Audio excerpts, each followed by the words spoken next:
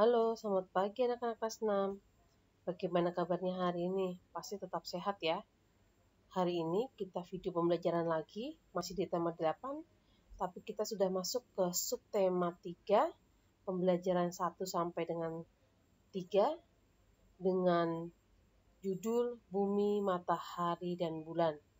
Kita simak materi pembelajaran hari ini ya.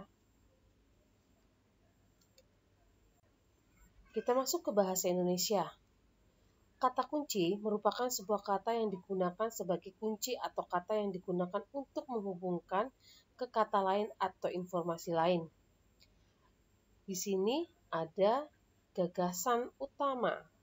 Gagasan utama adalah suatu gagasan atau ide yang sedang dibicarakan atau dibahas dalam sebuah paragraf. Sedangkan gagasan pokok disebut juga sebagai gagasan utama, pikiran utama, pokok pembicaraan atau pokok pikiran. Dan peta pikiran itu sendiri adalah suatu cara untuk mengorganisasikan dan menyajikan konsep, ide, tugas, atau informasi lain dalam bentuk diagram. Dan bacaan merupakan sumber informasi.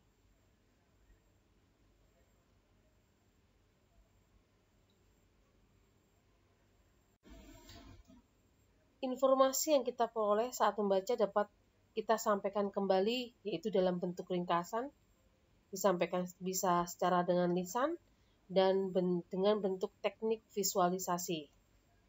Visualisasi di sini adalah rekayasa dalam pembuatan gambar, diagram, atau animasi untuk penampilan suatu informasi. Ya, jadi informasi itu bisa melalui gambar-gambar, ya.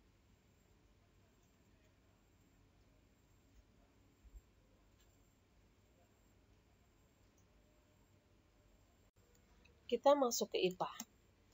Gerhana matahari terjadi jika umbara atau penumbra bulan mengenai permukaan bumi, atau bulan berada di antara bumi dan matahari dalam posisi sejajar pada satu garis lurus. Di sini gerhana matahari yang terjadi dapat dibedakan menjadi 3 macam, yaitu gerhana matahari total, gerhana matahari sebagian atau parsial, dan gerhana matahari cincin.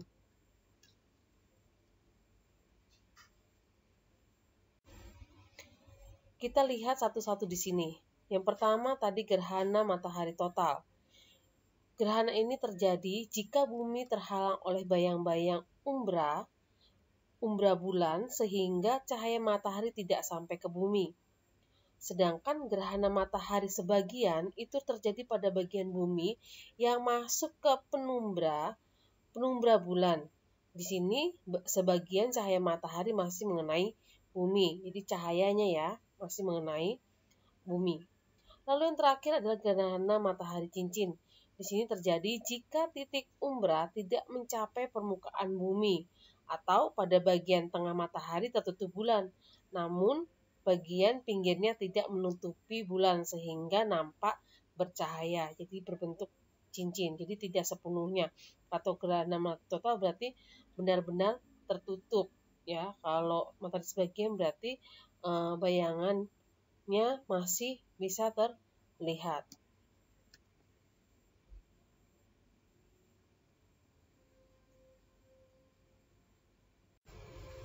Kita masuk ke SBDP. Reklame berasal dari bahasa Spanyol, yakni dari kata re yang berarti berulang-ulang dan clamo yang berarti seruan. Reklame dapat diartikan sebagai seruan yang berulang-ulang dalam rangka menawarkan barang atau jasa kepada konsumen. Tujuan reklame untuk menyebarkan informasi kepada khalayak ramai tentang suatu produk atau pesan lain. Maksud pembuatan reklame ini adalah untuk menarik perhatian masyarakat.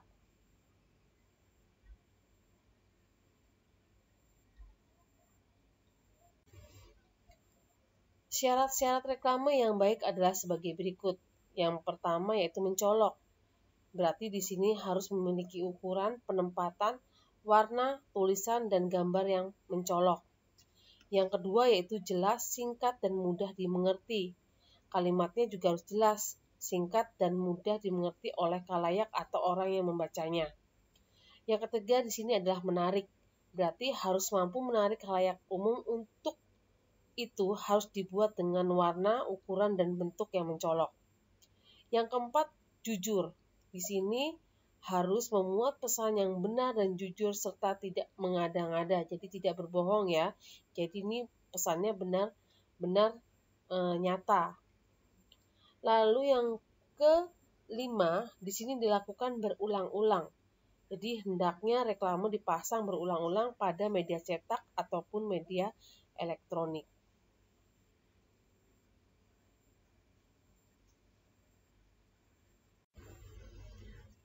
Menurut tujuan pengadaannya, reklame dibedakan menjadi dua, yaitu reklame komersial.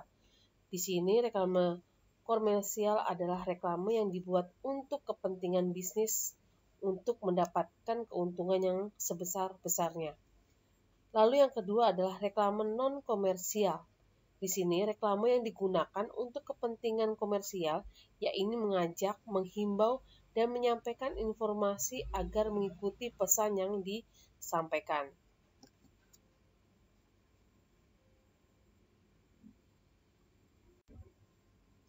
Menurut sifatnya, reklame dibedakan menjadi tiga, yaitu reklame penerangan.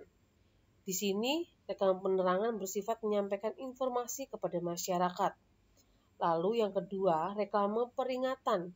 Di sini reklame yang mengingatkan kepada masyarakat tentang pengguna jalan melalui gambar reklame.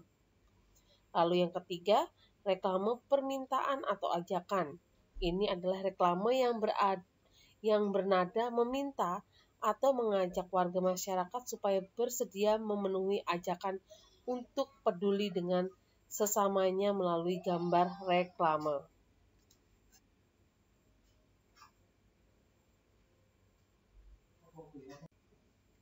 Menurut tempat pemasangannya, reklame dibedakan menjadi dua, yaitu reklame indoor. Reklame indoor yaitu reklame yang dipasang di dalam ruangan, contohnya brosur, etiket, dan leaflet. Lalu yang kedua yaitu reklame outdoor, yaitu reklame yang dipasang di luar gedung, contohnya yaitu spanduk, baliho, papan nama, dan logo. Lalu di sini menurut medianya, reklame dibedakan menjadi tiga, yaitu reklame audio. Reklame audio yaitu reklame yang diwujudkan melalui suara, baik langsung maupun tidak langsung. Lalu yang kedua adalah reklame visual, yaitu reklame yang diwujudkan dalam bentuk gambar. Dan yang terakhir yaitu reklame audiovisual, yaitu reklame yang menggunakan media suara dan gambar.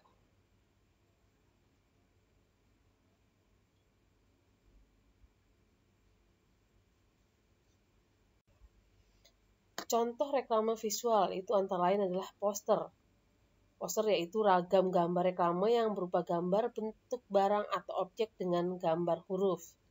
Lalu yang kedua ada spanduk. Spanduk adalah ragam gambar reklame yang berupa gambar huruf yang dibuat di atas kain memanjang. Lalu di sini ada plakat, yaitu ragam gambar reklame yang berupa gambar berbentuk panjang atau jasa dengan gambar huruf yang dibuat pada kertas. Lalu yang selanjutnya adalah etiket. Di sini yaitu ragam gambar reklame yang berupa nama atau nama suatu produk, barang, dagangan, dan disertai dengan keterangan. Lalu yang selanjutnya adalah leaflet, adalah ragam gambar reklame yang berupa gambar bentuk barang atau objek dengan gambar huruf sebagai keterangannya.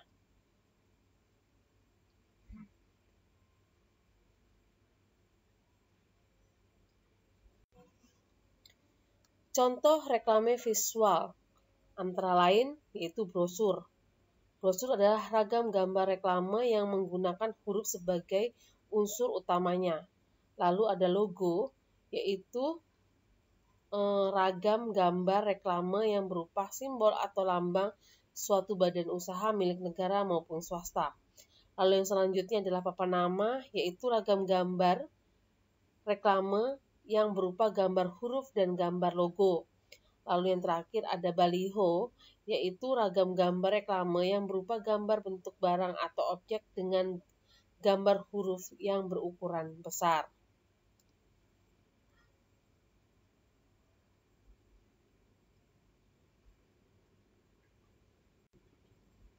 Kita masuk ke IPS. Indonesia memiliki tempat wisata yang cukup populer di mata dunia.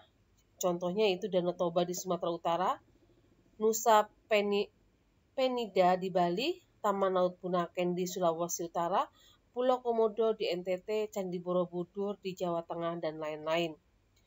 Secara geografis, Pulau Bunaken termasuk dalam wilayah perairan atau segitiga emas, yaitu jalur perairan laut yang menghubungkan Laut Filipina, Laut Papua, dan Laut Indonesia. Makanya disebut dengan segitiga emas.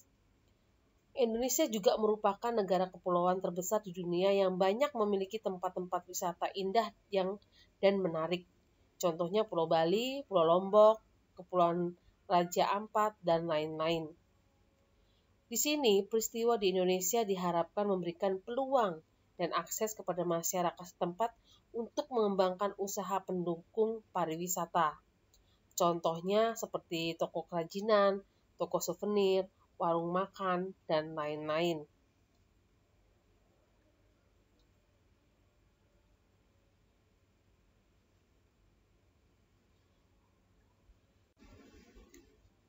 Terima kasih kalian sudah menyimak materi pembelajaran hari ini. Tetap semangat dalam belajarnya, selalu jaga kesehatan. Sampai jumpa lagi dengan Mem Dani di hari berikutnya.